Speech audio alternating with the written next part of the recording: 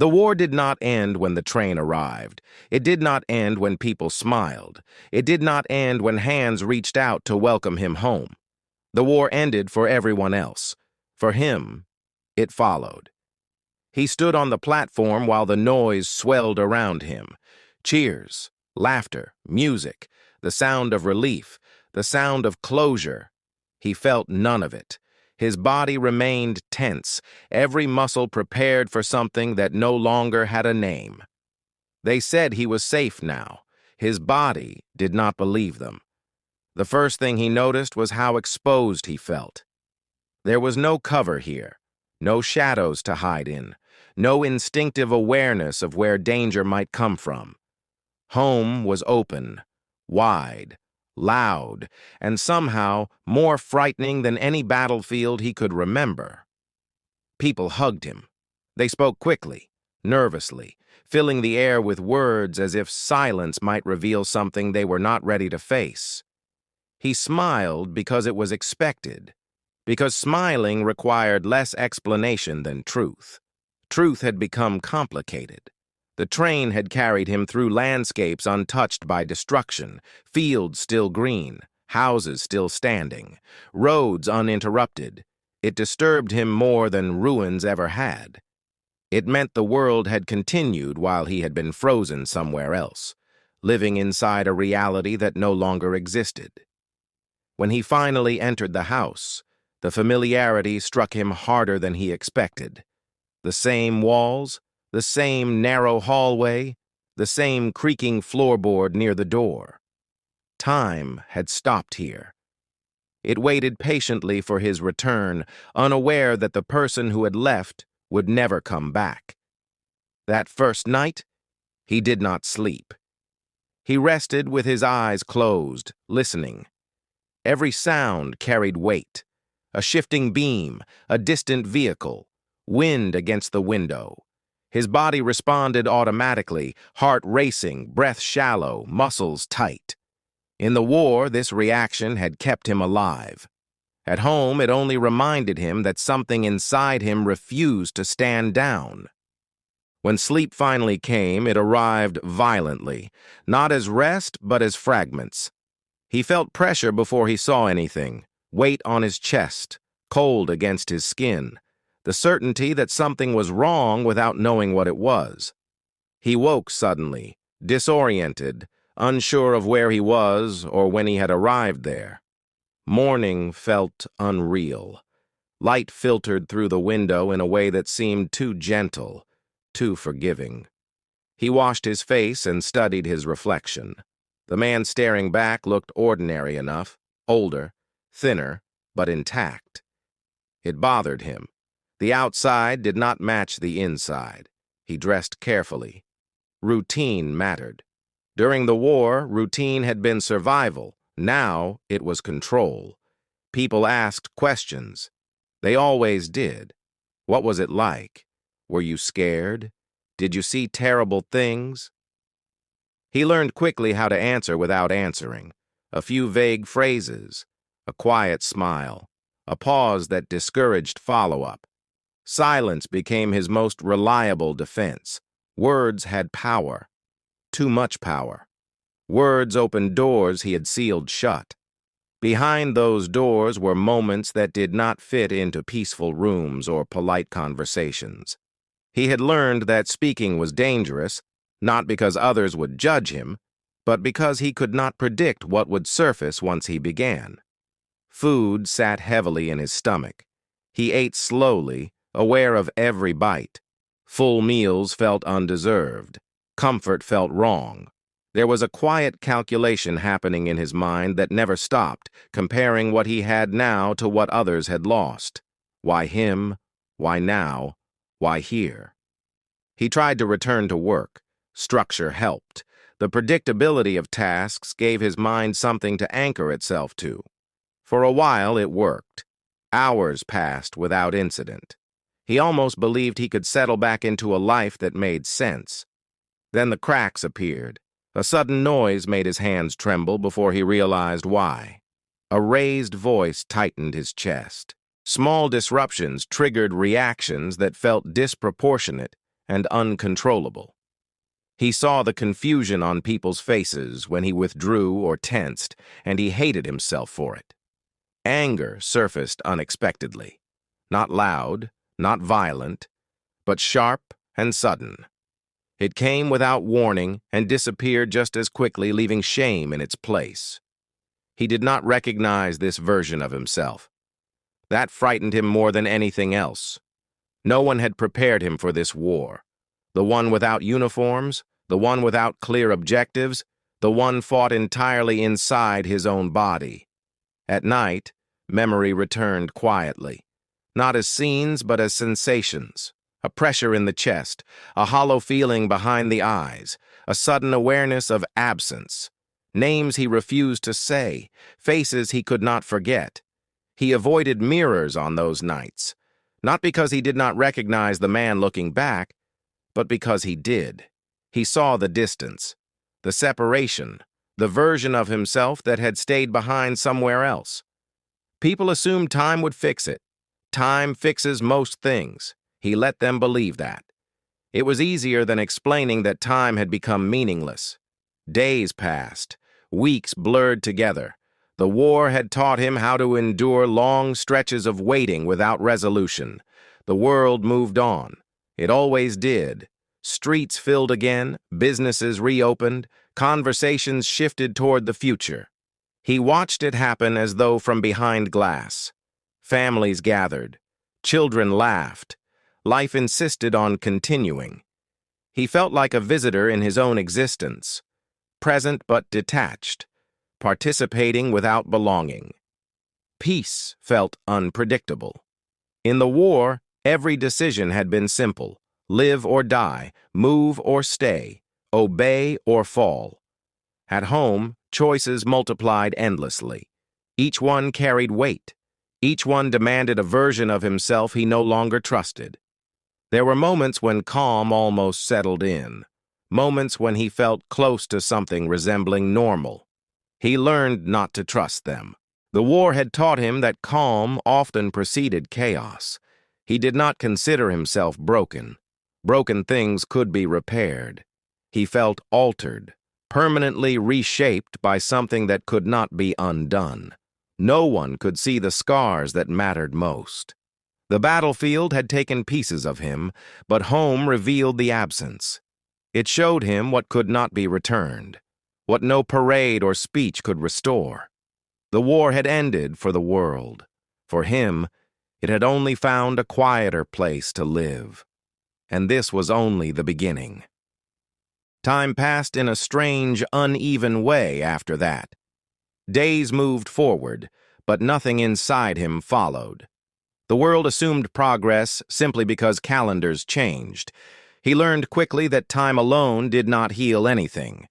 It only created distance between who he had been and who he was becoming.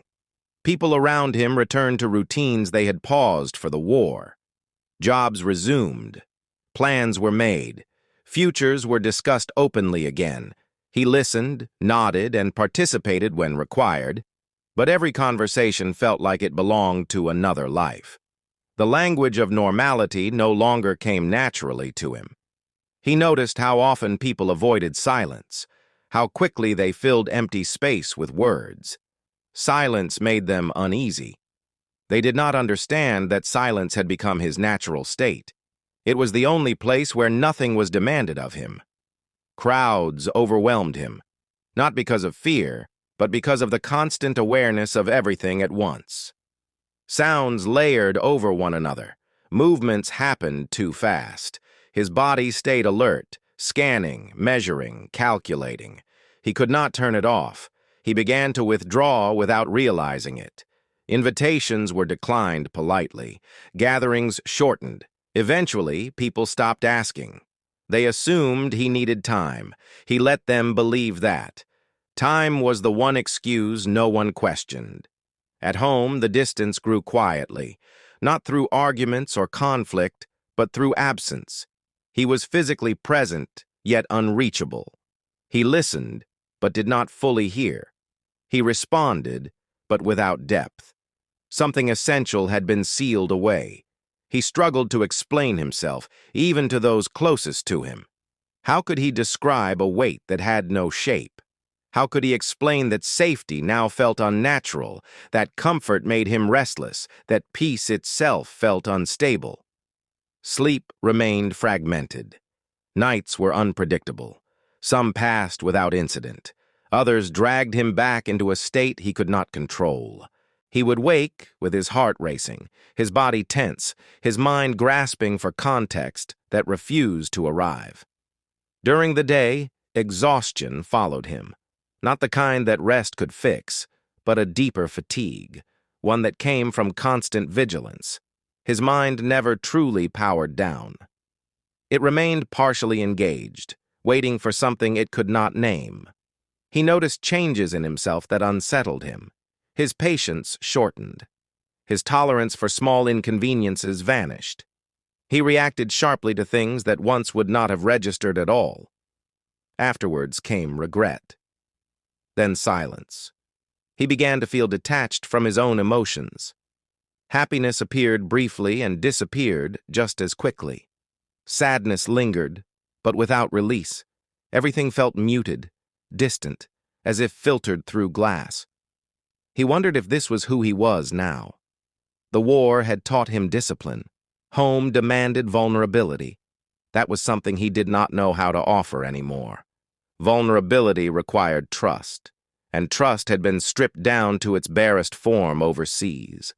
There were moments when memory intruded without warning, not as clear images, but as sudden shifts in atmosphere, a smell in the air, a particular quality of light, the way a room felt just before something went wrong.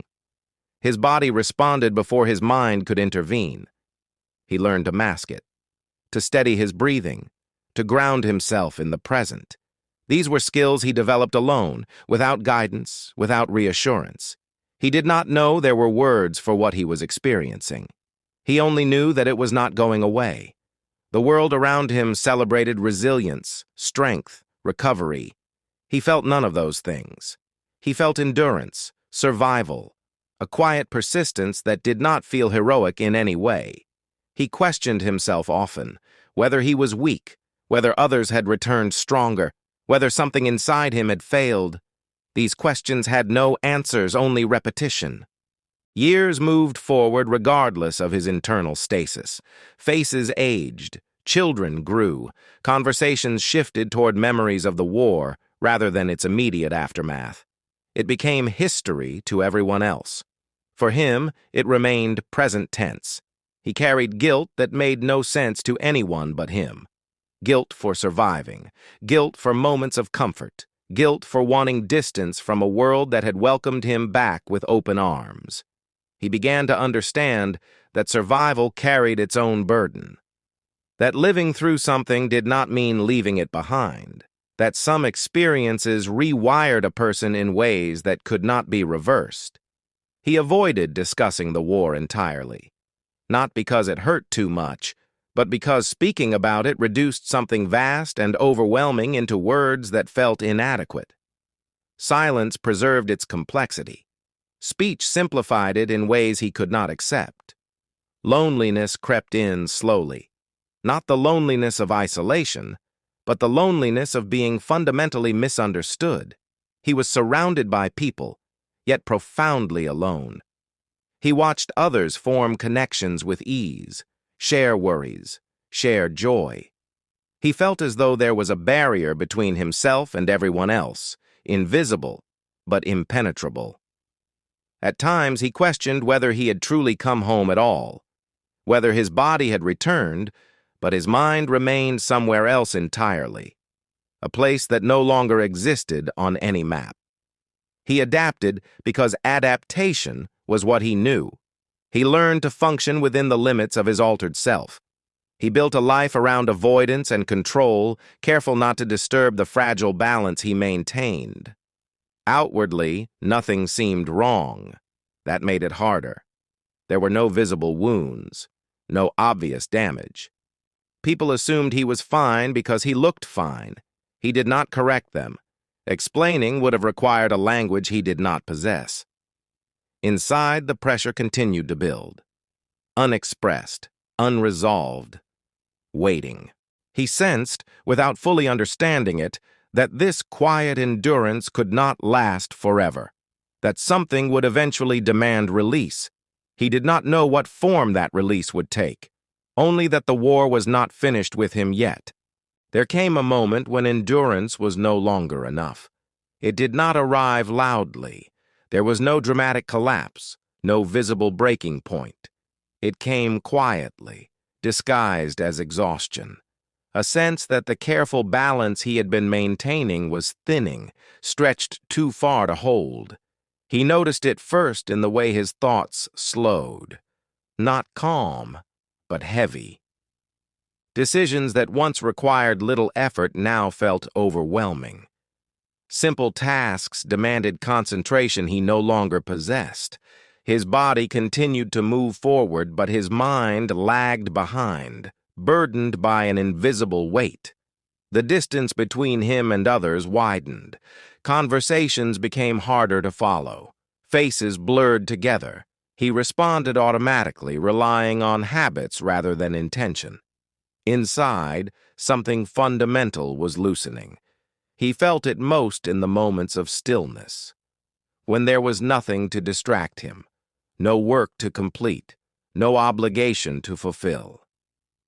Silence, once his refuge, began to press in on him from all sides. Memory returned with greater insistence, not as scenes he could analyze or contain, but as emotions without context. A sudden surge of fear, a tightening of the chest, an overwhelming sense of loss without a clear object. His body reacted as if the danger had returned, even when his surroundings remained unchanged. He tried to control it. He always had. He focused on breathing, on grounding himself in the present, on reminding himself where he was. Sometimes it worked, other times it did not. On those nights, sleep was impossible. He lay awake, staring into darkness, feeling as though he were waiting for something inevitable, something he could sense but not define. He began to question the value of his silence, whether the careful containment that had once protected him was now slowly eroding him instead. Carrying everything alone had kept him functional, but it had also kept him isolated. There were moments when he considered speaking, not recounting events, but admitting the aftermath, admitting that coming home had not brought peace, that survival had not resolved anything, that the war had not ended simply because the world decided it was time. But each time the impulse arose, it faded. Words felt inadequate. Explanations felt like betrayal, not of others, but of the experience itself. Reducing it to language seemed to diminish its gravity. He carried on. Years accumulated quietly. His life took shape around routines designed to minimize exposure. He learned which environments unsettled him and which offered temporary calm. He learned how much distance he needed to maintain in order to function. To the outside world, he appeared stable, responsible, adjusted. Inside, the war remained intact. He did not seek recognition. He did not speak of heroism. Those concepts felt foreign now.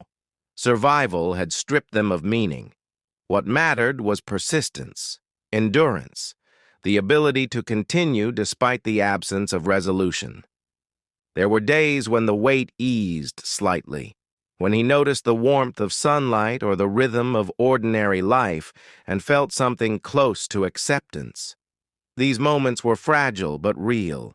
He did not trust them. The war had taught him that relief was often temporary, that calm could vanish without warning. He remained guarded, even in peace. As he aged, the distance between memory and present narrowed in unexpected ways. Certain experiences softened with time, while others sharpened. The war no longer demanded his attention constantly, but it never released him entirely. He came to understand that what he carried was not something to be defeated or erased. It was something to be lived with, a permanent alteration to his internal landscape. There was grief in that realization, but also a strange clarity. He had been waiting for an ending that was never coming, waiting for a moment when everything would settle into place, when the past would finally loosen its grip. That moment did not exist. What existed instead was adaptation. He learned slowly and imperfectly to coexist with what remained, to acknowledge it without being consumed by it, to allow the presence of memory without surrendering entirely to it. This did not mean healing in the way people expected. It did not mean closure. It meant acceptance of complexity, of contradiction, of a life shaped by forces that could not be undone. He stopped measuring himself against who he had been before the war. That comparison only deepened the sense of loss. Instead, he began to see himself as someone forged by survival, altered but not erased. The war had taken much from him. It had also revealed capacities he had not known he possessed, the ability to endure uncertainty, to exist without resolution, to carry weight without visible support. There was no parade for this kind of survival, no ceremony, no public acknowledgement. It happened quietly, over years, in moments no one witnessed. He remained, not unchanged, not healed, but present. The war ended for the world decades ago. For him, it became part of the landscape of his life, not the center, but never entirely absent. A shadow that moved with him, sometimes faint, sometimes heavy, always there. Home had not destroyed him. It had confronted him with what remained. And in learning to live with that truth, he found a form of peace that did not erase the past, but allowed him to continue despite it. The war did not end. It became memory. It became weight. It became part of who he was. And still, he lived.